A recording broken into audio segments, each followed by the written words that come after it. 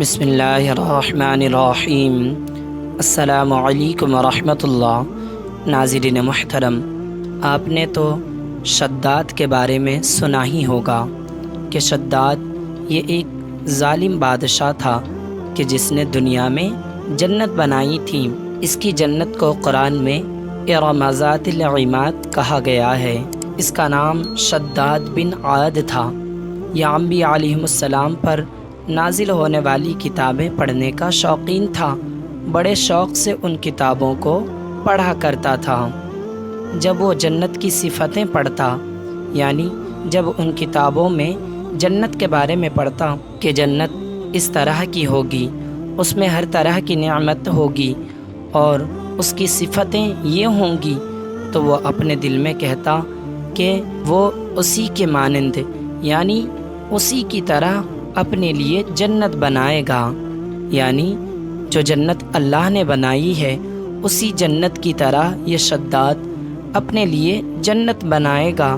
یہ اس طرح سے اپنے دل میں کہتا تھا۔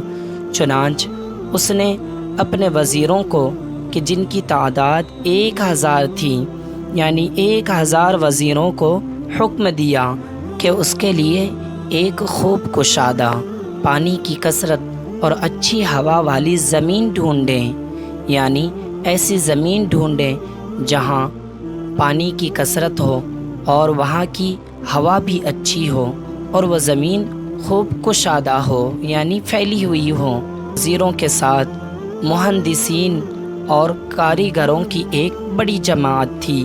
مہندسین ان لوگوں کو کہتے ہیں کہ جو زمین کو دیکھ کر اس کا نقشہ بنا کر پیش کرے کہ یہاں اس طرح کا گھر بننے سے ایسا نظر آئے گا۔ ان کی بڑی جماعت تھی۔ انہوں نے اس صفت کی زمین یمن میں سرزمین عدن کو منتخب کر لیا۔ وہاں ایک مربع شہر کی بنیاد رکھی۔ مربع کہتے ہیں چوکور شہر کی بنیاد رکھی۔ اس کی ہر جہت 10 فرسخ کی تھی۔ ہر جہت یعنی اس شہر کا ایک کونا دوسرے کونے کے درمیان 10 فرسخ کا فاصلہ تھا، اور ایک فرسخ 3 میل کا ہوتا ہے اور 3 میل 18,000 فٹ کا ہوتا ہے۔ گویا کہ ایک کونے سے دوسرے کونے کے درمیان 1,80,000 فٹ کا فاصلہ تھا۔ اس کی بنیاد میں انہوں نے رنگ برنگ سنگ مرمر بھرے۔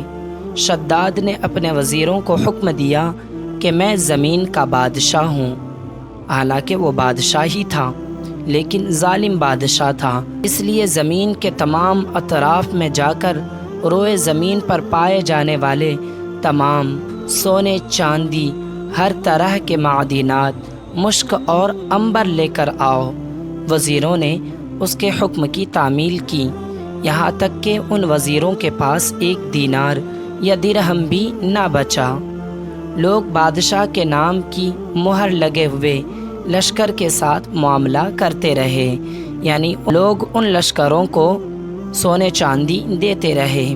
بادشاہ کے عاملین سب کچھ بادشاہ کے پاس لے کر پہنچے تو اس نے بنیاد کے اوپر بان، یعنی ایک ایسا درخت کہ جس کے پھول سے خوشبو نکلتی ہے، اور محلب، یہ بھی ایک ایسا درخت کہ جس کے بیج سے خوشبو نکلتی ہے، اس میں گوندی ہوئی مشک کی مٹی سے ایک 500 گز اونچی سونے چاندی کی دیواری بنوائی۔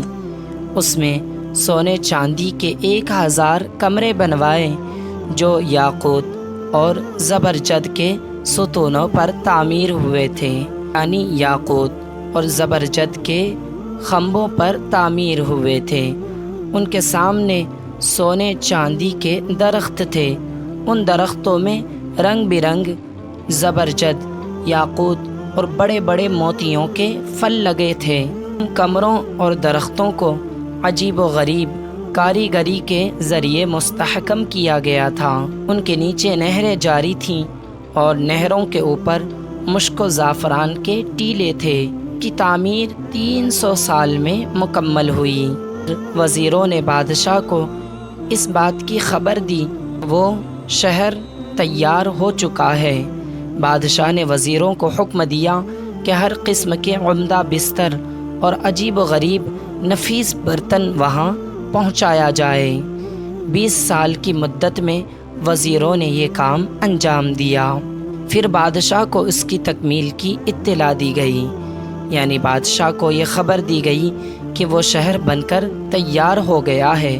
بادشاہ وزیروں اور امراء اور عورتوں کے ایک بڑے قافلے کے ساتھ جواہرات، یاقوت، سونے چاندی سے مرصع ہودجوں میں سوار ہو کر چل پڑا۔ جب وہ قافلہ شہر کے قریب پہنچا، یعنی شداد اپنے قافلے کے ساتھ اپنی جنت کے قریب پہنچا تو اللہ تعالی نے ایک فرشتے کو حکم دیا۔ اس فرشتے نے ایک چیخ ماری اور وہ سب کے سب ہلاک و برباد ہو گئے، اور کوئی بھی اس ارم میں داخل نہ ہو سکا، یعنی کوئی بھی اس جنت میں داخل نہ ہو سکا۔ ارم اب بھی اللہ تعالی کے پوشیدہ علم میں باقی ہے، یعنی یہ جنت اب بھی باقی ہے لیکن لوگوں کی نگاہوں سے اوجھل ہے۔ اللہ تعالی نے اس جنت کو اٹھا لی ہے۔ ناظرین محترم، ہمیں اس واقعہ سے درس ملتا ہے، اور ہم نے جانا کہ جب تک اللہ رب العزت کا حکم نہیں ہوگا کوئی بھی شخص کسی کام میں کامیاب نہیں ہو سکتا۔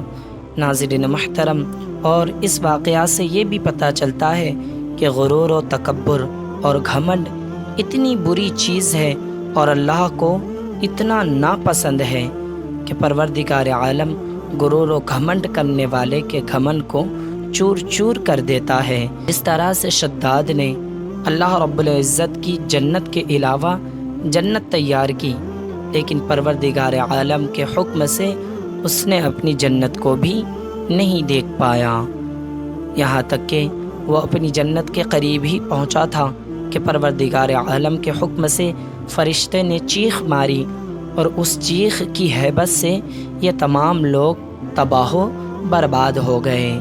ناظرین محترم، ہمیں بھی چاہیے کہ ہم غرور و تکبر جیسی بیماریوں سے محفوظ رہے۔ ناظرین محترم، امید ہے کہ ویڈیو آپ کو اچھی لگی ہوگی، لہٰذا ویڈیو کو اپنے دوستوں تک ضرور شیئر کریں، اور آپ سے گزارش ہے کہ اگر آپ چینل میں نئے ہیں تو چینل کو سبسکرائب کریں، اور آپ سے مؤدبانہ گزارش ہے کہ نمازوں کی پابندی کرتے رہیں اور اپنی آخرت کو بہتر بنائیں۔